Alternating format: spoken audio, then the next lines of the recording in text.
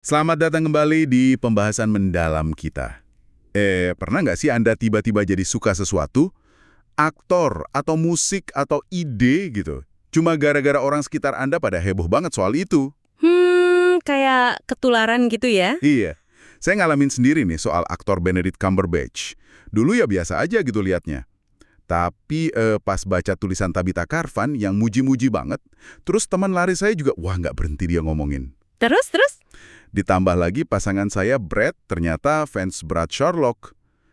Kok lama-lama saya jadi ikutan penasaran, jadi tertarik, aneh kan? Fenomena penularan selera ya?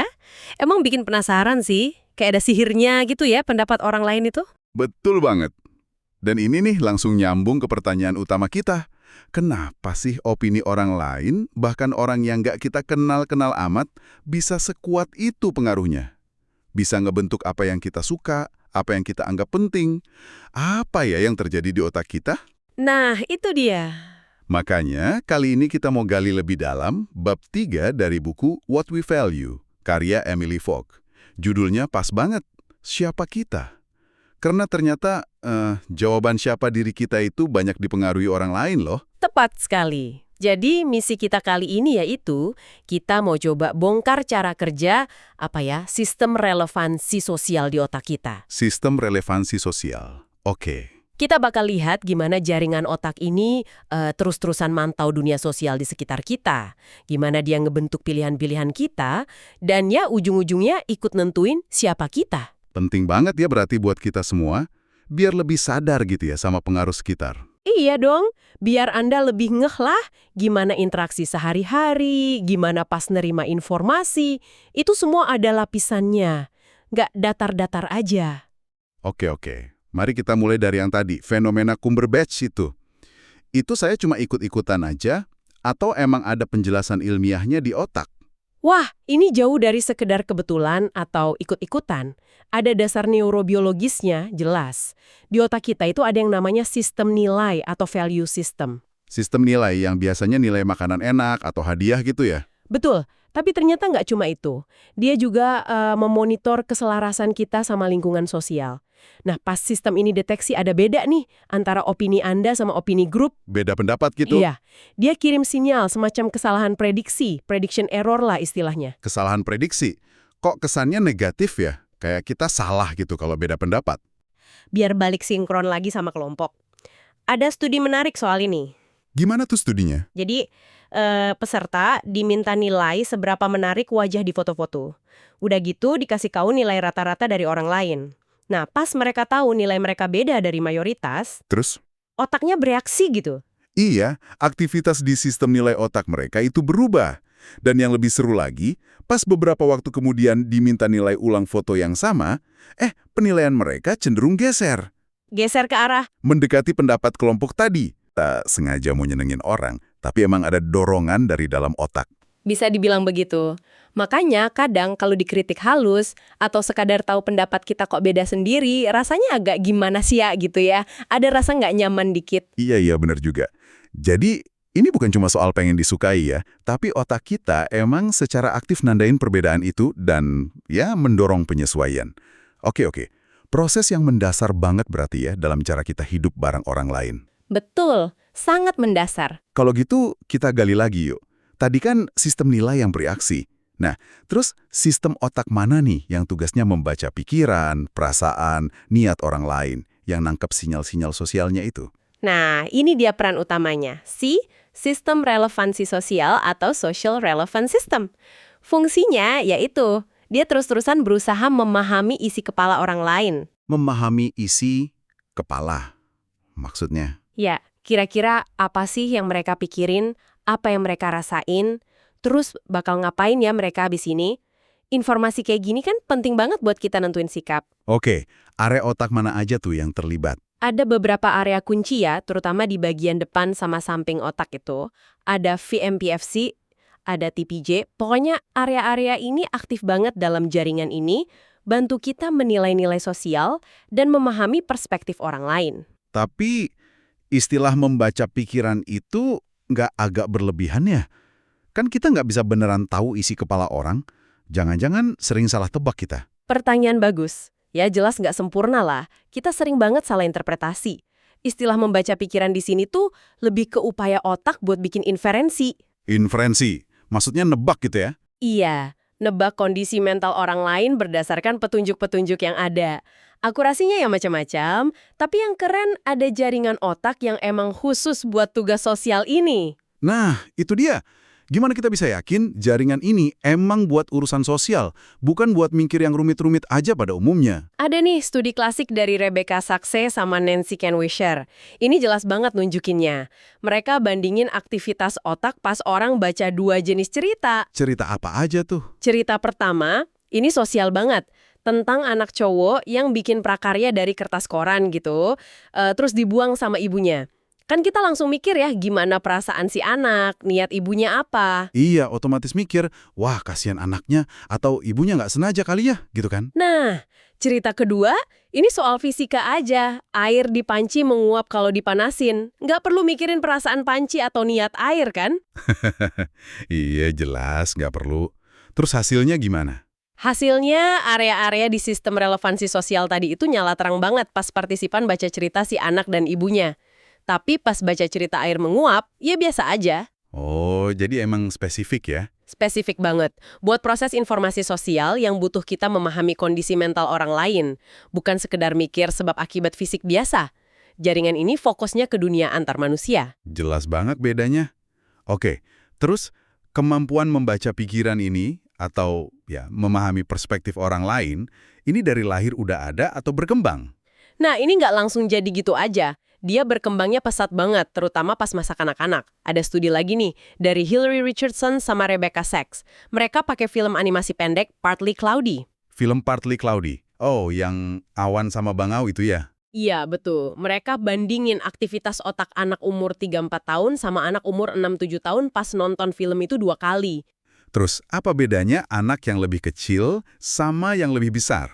Pas nonton kedua kalinya, anak-anak yang lebih tua, yang 6-7 tahun itu, otaknya nunjukin pola aktivitas yang antisipatif di area relevansi sosial. Antisipatif. Maksudnya? Jadi otak mereka tuh kayak udah nebak duluan apa yang bakal dipikirin atau dilasain si karakter sebelum adegannya muncul. Mereka pakai pengalaman nonton pertama buat prediksi. Wah, keren ya.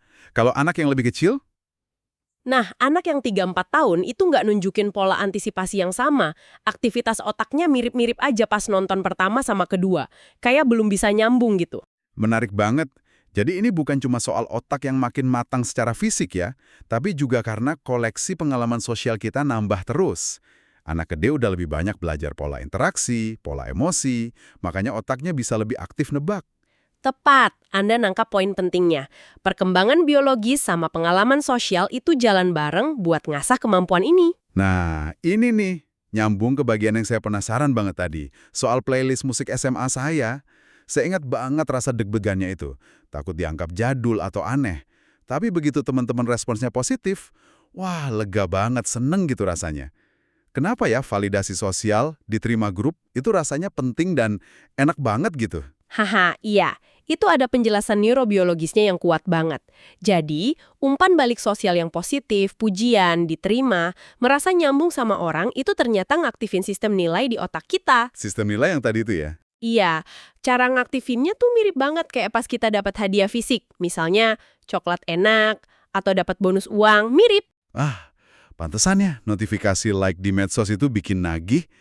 Rasanya kayak dapat hadiah kecil terus-terusan di otak ya? Secara kimia otak, sensasinya emang bisa dibilang mirip loh. Proses ini bahkan ngelibatin pelepasan opioid alami di otak kita. Namanya mu opioid. Opioid? Kayak obat gitu? Ini opioid alami yang diproduksi tubuh. Zat kimia yang sama yang bikin kita ngerasa senang, ngebantu ikatan sosial, bahkan ngeredain nyeri. Zat ini bikin kita nyaman, aman, dan yaitu nguatin koneksi sama orang lain. Oh, pantesan. Makanya anak kecil kayak Theo di cerita Emily Falk itu bisa lebih milih dapat sertifikat kerja bagus daripada uang buat tugas mengeja.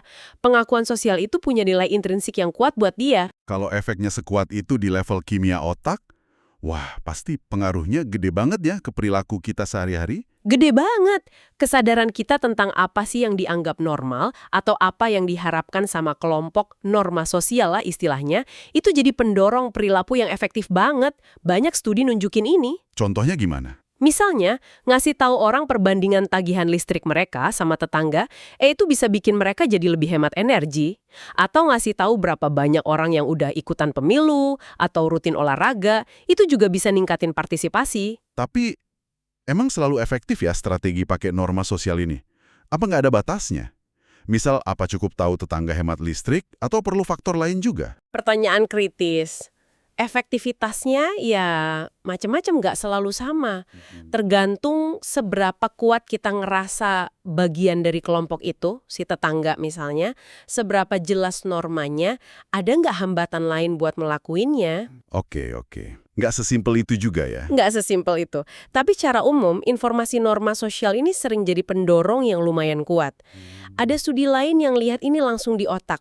Orang-orang yang teman-temannya pada aktif olahraga, otak mereka tuh otomatis nilai pesan ajakan olahraga jadi lebih berharga. Otomatis gitu? Iya, kelihatan dari aktivitas yang lebih tinggi di sistem relevansi sosial sama sistem nilai mereka, bahkan sebelum mereka mikir panjang lebar.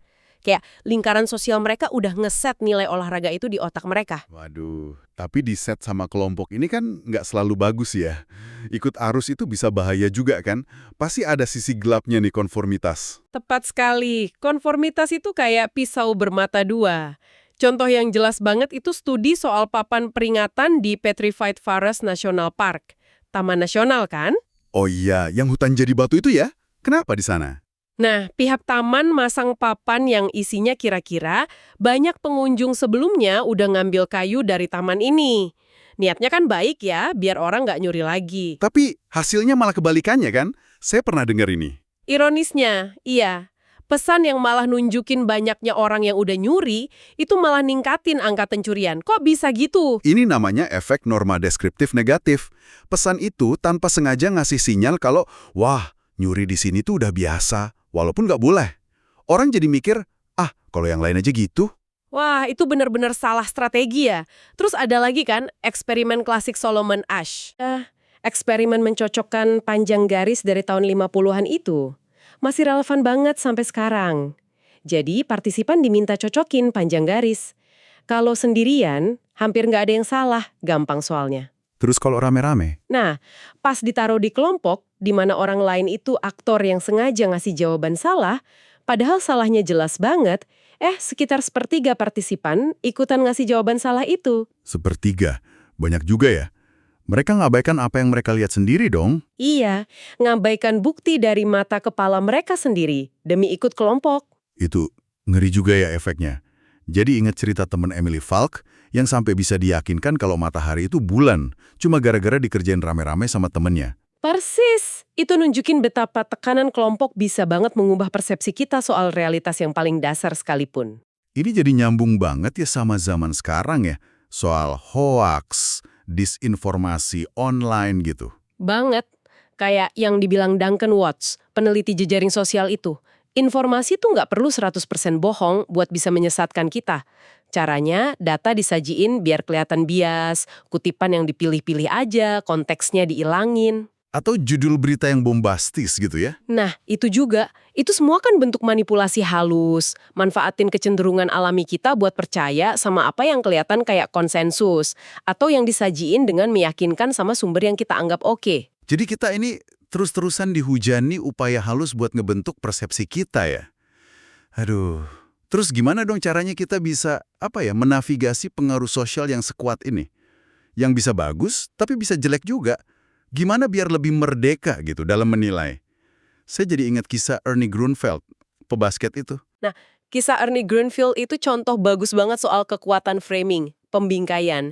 Pelatihnya, Coach Iser, itu pinter banget. Gimana pinternya? Dia nggak cuma bilang, wah Ernie ini jago basket loh. Nggak gitu. Dia dengan cerdas ngebungkus nilai basket biar nyambung sama nilai-nilai yang udah dipegang sama orang tuanya Ernie. Oh, orang tuanya kan awalnya nggak setuju ya? Iya. Nah, Coach Iser bilang apa? Dia tonjolin soal kerja keras. Ernie pemain paling gigih yang pernah saya latih. Terus soal pendidikan, dia bisa dapat beasiswa kuliah loh karena basket. Jadi nilai-nilai itu yang penting buat orang tuanya ya? Kerja keras, pendidikan. Betul, dengan dibingkai gitu, basket jadi kelihatan relevan dan berharga dari sudut pandang orang tuanya, bukan cuma main-main. Jadi kuncinya itu di kesadaran sama kemampuan buat membingkai ulang ya? Baik buat ngertiin orang lain, atau buat nyampein ide kita. Tepat. Langkah pertama dan paling penting itu sadar. Dengan kita paham cara kerja sistem relevansi sosial kita gimana, kita otomatis tertarik sama mayoritas, sensitif sama sinyal sosial, kita jadi punya, jeda. Jeda buat apa? Jeda buat nanya ke diri sendiri. Kenapa ya gue tertarik sama ide ini? Argumennya emang kuat? Atau karena lagi rame aja dibahas? Kesadaran ini nggak sih kita ruang buat mikir lebih kritis? Oke, jadi sadar dulu ya. Iya, dan bener. Kita juga bisa belajar ngebungkus pesan kita biar lebih klik sama nilai-nilai orang yang kita ajak ngomong. Kayak Coach Aiser tadi. Nah, ini penting nih buat Anda renungkan. Gimana Anda bisa pakai pemahaman soal sistem relevansi sosial sama pembingkaian ini di kehidupan sehari-hari. Pas interaksi di kantor, sama keluarga, atau pas lagi lihat informasi online. Udah mulai bisa ngenalin belum gimana suatu pesan mungkin sengaja dibingkai buat ngaruhin Anda? Atau sebaliknya juga. Iya, sebaliknya, gimana Anda bisa nyampein ide Anda dengan cara yang lebih mungkin diterima sama orang lain, dengan coba pahami dulu apa sih yang penting buat mereka? Kesadaran ini bukan berarti kita harus jadi antisosial terus nolak semua pengaruh ya. Nggak mungkin juga, dan nggak bagus juga. Tapi kesadaran ini ngasih kita pilihan buat menavigasi pengaruh itu lebih bijak. Oke, jadi kalau kita simpulkan nih, apa artinya semua ini buat kita dalam memahami siapa kita, gitu? Intinya kita ini makhluk yang emang udah settingannya sosial banget ya. Iya, bisa dibilang gitu. Otak kita otomatis nyambung sama orang lain, terus-terusan ngitung sinyal sosial lewat sistem relevansi sosial tadi. Dan ini ngaruh banget ke apa yang kita anggap penting, apa yang kita suka, apa yang kita lakuin. Seringnya narik kita ke arah bareng-bareng ke konsensus grup lewat sistem hadiah di otak kita. Benar, sistem ini fondasi yang luar biasa loh buat kerjasama, buat empati, buat belajar dari orang lain. Tapi ya itu karena dia lengket banget sama dunia sosial, itu juga yang bikin kita rentan sama konformitas buta. Ikut-ikutan tanpa mikir gitu ya. Iya, rentan juga sama tekanan negatif dari lingkungan, sama manipulasi informasi. Jadi ngenalin mekanisme ini tuh langkah dasar banget biar kita bisa lebih otonom, lebih kritis dalam berinteraksi sama dunia sosial. Nah, sebagai penutup nih, kita bawa pulang satu pemikiran yang agak provokatif ya, buat direnungkan lagi. Balik ke pertanyaan, siapa kita? Oke, apa tuh? Kalau ternyata persepsi kita soal hal-hal dasar, mulai dari seberapa menarik seorang aktor, sampai bedanya matahari sama bulan bisa segitu gampangnya dibentuk sama arus sosial, coba deh kita pikirin. Seberapa besar sih porsi dari keyakinan, nilai, bahkan selera yang Anda pegang sekarang, yang benar-benar hasil pemikiran mandiri Anda? Pertanyaan bagus tuh. Dan seberapa banyak yang mungkin tanpa sadar kita serap aja dari gema sosial di sekitar kita? Nah, itu pertanyaan buat Anda eksplorasi sendiri.